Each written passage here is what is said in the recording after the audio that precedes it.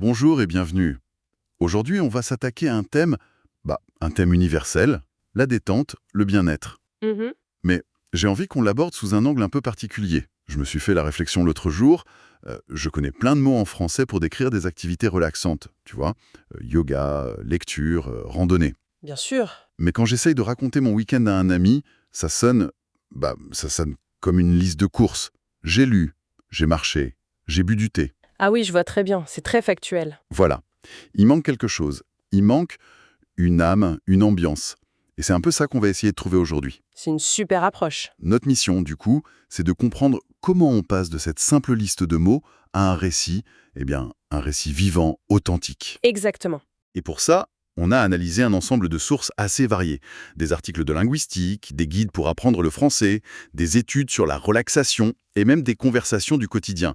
L'idée, c'est vraiment de lier le quoi, le vocabulaire, au comment, les outils pour en parler. On va décortiquer la langue de la relaxation, en somme. C'est ça. Alors pour commencer, partons du mot lui-même, détente. Le Robert, il est assez clair, il parle de relâchement d'une tension et de l'état agréable qui en résulte. Oui. On a tout de suite des synonymes qui viennent. Décontraction, repos, relaxation, c'est la base. Mais j'ai l'impression que ce mot, c'est un peu un mot valise. Il cache plein de réalités différentes. C'est exactement ça. Et en plongeant dans les sources, ce qui est fascinant, c'est de voir qu'on peut classer toutes ces réalités en deux grandes familles, presque deux philosophies de la détente. Ah oui, D'un côté, on a les activités qui visent à vider la tête par l'effort. C'est ce qu'on voit avec la randonnée, la natation, le fitness, le vélo. d'accord. Le corps travaille, et du coup l'esprit se tait. Ah oui, je vois très bien. C'est l'idée de saturer son attention sur une tâche physique pour qu'il n'y ait plus de place pour les pensées parasites, le stress du boulot. Exactement. C'est la détente par l'action. D'accord. Et l'autre famille? Et de l'autre côté, on a les activités qui visent non pas à vider la tête, mais plutôt à la remplir de calme. Hmm, Et là, on trouve des pratiques plus introspectives, comme la méditation, la pleine conscience, la sophrologie, ou même des gestes plus simples du quotidien. Lire un livre, écouter de la musique, jardiner, cuisiner. Ce qu'on fait tous un peu sans forcément y mettre le mot détente dessus. Précisément, là, le but n'est pas l'épuisement physique, mais vraiment l'apaisement. C'est une distinction super éclairante, ça explique pourquoi une personne peut trouver un marathon relaxant, alors que pour une autre, c'est l'idée même du stress. C'est pas les mêmes mécanismes. Tout à fait. Et il y a aussi une troisième catégorie un peu à part. Laquelle? C'est le monde des soins et des espaces dédiés. En gros, la professionnalisation du bien-être. C'est là qu'on trouve le vocabulaire du spa, de la thalassothérapie, des centres de bien-être. D'accord, là où on délègue sa détente à des pros. C'est ça. Le lexique est très riche, mais le piège, c'est qu'on peut se cacher derrière ces mots. Dire « j'ai fait un spa » sans jamais vraiment décrire l'expérience elle-même. Et on en revient à mon problème du début. On a tous les ingrédients, tout ce vocabulaire, mais on ne sait pas comment préparer le plat. Comment on transforme cette liste en une histoire qui transmet une sensation? Alors là, on touche au cœur du sujet. Il faut un liant. Et ce liant, ce n'est pas un mot de vocabulaire, c'est un outil de grammaire. Ah. Une source en particulier, un article de la revue Gerflint, nous donne une clé fondamentale, la fameuse opposition entre l'imparfait et le passé composé. Aïe, le cauchemar de tous ceux qui apprennent le français. On a tous passé des heures là-dessus. Mais justement, il faut arrêter de voir ça comme une règle de conjugaison barbante. Il faut le voir comme un choix de réalisateur au cinéma. C'est-à-dire? L'imparfait, c'est la caméra qui fait un plan large, qui filme le décor. Il décrit l'arrière-plan, l'ambiance, une situation qui dure. C'est la toile de fond de ton histoire. Le décor. Par exemple, le soleil brillait à travers les nuages, le vent soufflait doucement et les vagues faisaient un bruit régulier. Attends, donc là tu me dis que cette règle de grammaire, en fait, c'est un outil de storytelling. Que l'imparfait, c'est le décorateur de ma phrase. C'est exactement ça. Mais ça change tout. Et le passé composé, lui, c'est le zoom, le gros plan sur l'action. C'est ce qui arrive au premier plan, l'événement qui fait avancer le récit. D'accord. Dans le décor qu'on vient de planter, on pourrait ajouter « Soudain, j'ai vu un banc vide, je me suis assis et j'ai sorti mon livre. L'imparfait pose l'atmosphère. » Et le passé composé raconte les événements. D'accord, essayons. On va construire un récit en combinant ça. Disons, dimanche après-midi à la maison, l'ambiance c'était dehors, il pleuvait à verse. Ça c'est l'imparfait. Parfait. Le décor est planté. À l'intérieur, il faisait chaud, la lumière était douce. Toujours l'imparfait. On y est. Maintenant, l'action. Que s'est-il passé? Alors, j'ai décidé de me préparer un thé. Passé composé. Oui, J'ai choisi mon mélange préféré, j'ai fait bouillir l'eau et je me suis installé dans mon fauteuil. Que du passé composé. et là, on sent tout de suite la différence, l'histoire prend vie, non? Carrément. Et on peut continuer à tisser les deux ensemble. La vapeur du thé montait en volute, imparfait. La musique que j'écoutais était très calme, imparfait. Et là, j'ai ouvert mon carnet de dessin, passé composé, et j'ai commencé à gribouiller sans réfléchir. Passé composé. Voilà. La grammaire n'est plus une contrainte, elle devient un pinceau. C'est un vrai déclic. Mais bon, le savoir, c'est une chose. Le faire spontanément dans une conversation, c'en est une autre. Et ça me rappelle un fil de discussion passionnant que j'ai lu sur Reddit, Mhm. où des dizaines de personnes se plaignaient du même problème. Ce fossé énorme entre la connaissance passive, comprendre la grammaire en lisant, et l'utilisation active, parler avec confiance. C'est le blocage classique. Et ce qui est révélateur dans les réponses, c'est que personne ne propose de solution miracle. Il n'y a pas de débat stérile entre immersion totale ou cours de grammaire. Non. Non, le consensus qui émerge, c'est que la clé est dans la combinaison. Il faut une exposition passive massive, écouter des podcasts, regarder des films, pour s'imprégner de la musique de la langue. D'accord, ça c'est la partie facile. Et en parallèle, il faut une pratique active, structurée et régulière. C'est ça qui transforme les connaissances en compétences. De la pratique active, c'est-à-dire concrètement. On peut pas tous déménager en France, hein. Non, bien sûr. Mais les sources comme l'article de Speakmeters ou le livre L'atelier de conversation donnent plein de techniques. La plus évidente, c'est la narration d'histoire, le storytelling. En lien direct avec ce qu'on vient de dire. Exactement. L'exercice est simple. Racontez votre meilleur souvenir de vacances ou décrivez un moment de détente parfait. Ça te force à utiliser l'imparfait et le passé composé. C'est un entraînement ciblé. C'est comme aller à la salle de sport, mais pour la grammaire narrative. C'est l'idée. Un autre exercice efficace, c'est l'interview croisée. À deux, on se cause des questions. Qu'est-ce que tu fais pour te détendre? Raconte-moi la dernière fois que tu as fait une rando. Et ça t'oblige à sortir de tes phrases toutes faites. Tu peux pas juste répondre « j'aime lire », tu dois expliquer. C'est ça. Et puis, il y a le concept de l'atelier de conversation. C'est pas un cours, c'est un espace convivial pour pratiquer. Une activité toute simple est mentionnée. Passez la balle. Quelqu'un lance un thème. Disons « votre plat détesté ». D'accord. Et il lance une balle à quelqu'un qui doit répondre. C'est ludique, ça enlève la pression et ça pousse à formuler une pensée sur le vif. L'élément clé, c'est l'interaction en fait. Toujours. On n'est plus seul face à son livre de grammaire. On communique pour de vrai. D'accord. Donc on a le vocabulaire, on a la structure pour le mettre en scène, et on a des exercices pour s'entraîner. La boucle semble bouclée. On pourrait croire. Pourtant, il me semble que ça reste encore un peu factuel. On décrit des actions, même de manière vivante. Mais comment on parle du ressenti, de cette impression de « ouf, ça fait du bien ». Tu mets le doigt sur la dernière pièce du puzzle. Et c'est peut-être la plus importante. Sans elle, le récit reste en surface. Et là, on a besoin du vocabulaire des émotions. Des sites comme Français Authentique sont une mine d'or pour ça. On a les mots de base, bien sûr, content, joyeux, heureux, mais aussi des nuances plus fines. Ému, apaisé, calme, serein. Et à l'inverse, pour décrire l'état avant la détente, on a besoin du vocabulaire du stress. Tout à fait. Et il est tout aussi riche. Anxieux, inquiet, énervé, fatigué, stressé, tendu. Et au-delà des adjectifs, il faut maîtriser les constructions comme « je me sens »,« j'éprouve de la joie » ou des tournures plus courantes comme « ça m'énerve » ou « ça m'apaise ». Et si on veut vraiment sonner comme un natif, c'est là que les expressions idiomatiques entrent en jeu, j'imagine. La touche finale. C'est le vernis qui fait tout briller. Et on en a de parfaites pour notre sujet.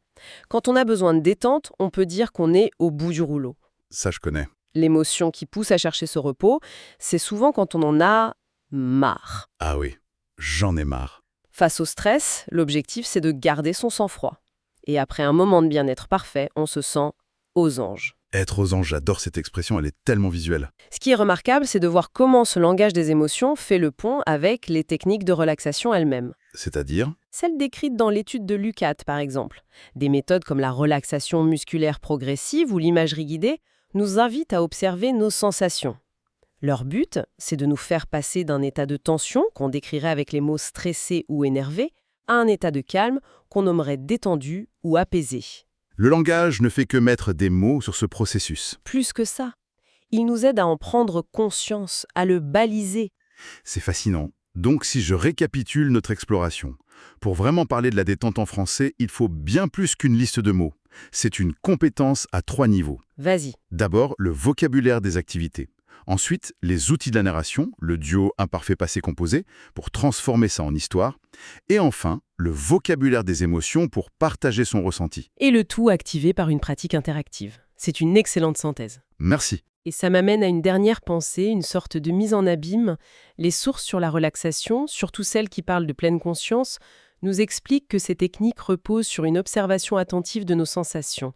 On prête attention à sa respiration, aux tensions. C'est un exercice d'analyse du réel. Oui, un exercice de conscience. Or, ce qu'on vient de voir, c'est que l'apprentissage d'une langue étrangère pour décrire ces expériences nous force à un exercice très similaire. Comment ça? On est obligé de décomposer notre vécu, quel était le contexte, l'imparfait, quelles ont été les actions clés, le passé composé, qu'est-ce que j'ai ressenti, le lexique des émotions. C'est une analyse, une mise en mots structurée de ce qui, dans notre langue maternelle, resterait peut-être une impression globale un peu vague. Je vois où tu vas en venir. Ne serions-nous pas, en soi, en train de pratiquer une forme de pleine conscience? Est-ce que le fait de devoir chercher le mot juste pour décrire un sentiment de calme ne nous aiderait pas en lui-même à mieux le ressentir, à le savourer plus intensément? La quête du mot ne deviendrait-elle pas, finalement, la quête de la sensation elle-même? On connaît tous ce sentiment, ce besoin viscéral de tout mettre sur pause, ne serait-ce qu'un instant. En France, on a cette expression parfaite pour ça, faire une pause. Mais au-delà de cette sensation de bien-être qu'on recherche tous, est-ce que la relaxation a un effet réel, un effet qu'on peut mesurer? C'est exactement ce qu'on va creuser ensemble aujourd'hui. Et pour bien comprendre pourquoi cette fameuse pause est si essentielle, on va commencer par se plonger dans le rythme d'une journée, et bien d'une journée tout à fait normale. Un véritable tourbillon qui, vous allez voir, explique beaucoup de choses. Pensez-y, dès que le réveil sonne, c'est parti. C'est une véritable course contre la montre. Il y a les enfants, les tâches à la maison, les obligations qui s'empilent, et la journée se transforme très vite en un enchaînement non-stop qui peut devenir assez lourd. Et bien sûr, au cœur de toute cette agitation, il y a le travail. Le mot un peu formel, c'est travailler. C'est cet effort qui occupe une place absolument centrale dans nos vies. Mais bon, entre nous, dans la vie de tous les jours, on va plutôt dire qu'on va bosser. C'est plus familier, plus direct. Qu'on dise travailler ou bosser, l'idée est la même, c'est un effort constant qui nous pompe une bonne partie de notre énergie. Et c'est justement après avoir autant bossé qu'arrive ce moment clé de la journée, celui de enfin faire une pause.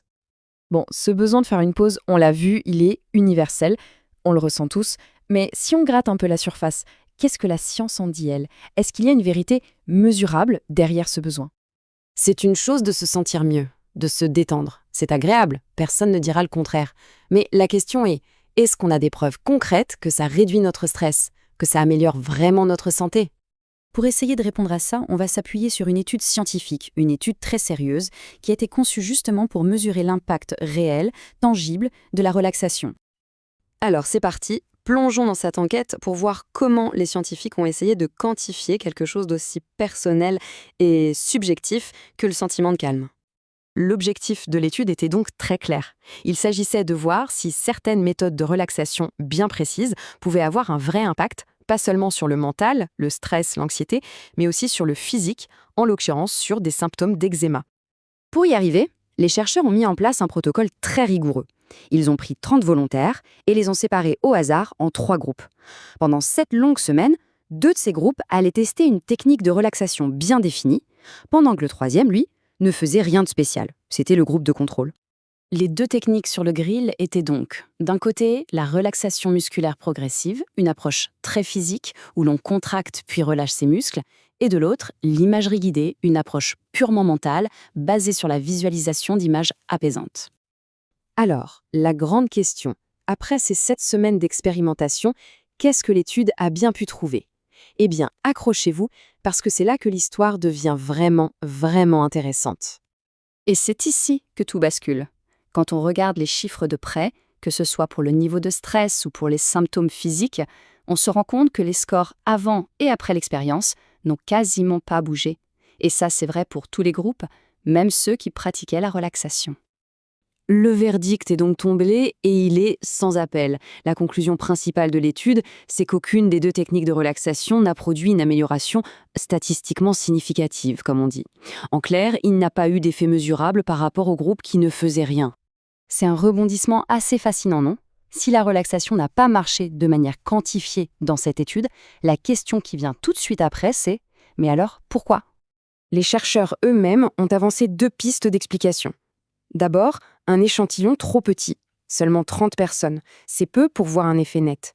Et ensuite, un problème de régularité. Les participants devaient s'entraîner chez eux, mais leur assiduité n'a pas toujours été au rendez-vous. Et ce graphique, il illustre parfaitement ce problème. On voit bien que le nombre moyen de séances par semaine a chuté au fil de l'étude. Forcément, avec moins de pratique, c'est encore plus difficile de voir un effet concret. Pourtant, il y a quand même un détail intéressant.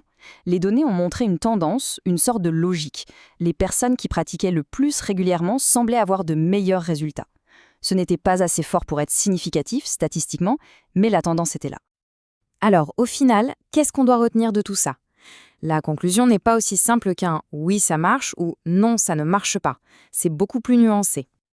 En fait, cette étude ne prouve pas du tout que la relaxation est inutile. Ce qu'elle montre surtout, c'est que mesurer ses effets, c'est incroyablement complexe. Et elle met le doigt sur un point absolument crucial, la régularité de la pratique. C'est la clé. Finalement, l'étude nous emmène vers une conclusion beaucoup plus large. Au-delà d'une simple technique de relaxation, ce qui est vraiment primordial, c'est d'offrir un soutien complet, un accompagnement psychoéducatif aux personnes qui vivent avec une maladie chronique. La relaxation n'est qu'un outil parmi d'autres. Et tout ça nous laisse avec une dernière pensée, une question en suspens. Si les bienfaits du calme sont si difficiles à mettre en chiffres, à mesurer, est-ce que ça veut dire que la quête de ce calme est moins importante ? Peut-être que la vraie valeur de faire une pause, finalement, ne se trouve pas dans un graphique, mais simplement dans cet acte si humain de chercher un peu de paix.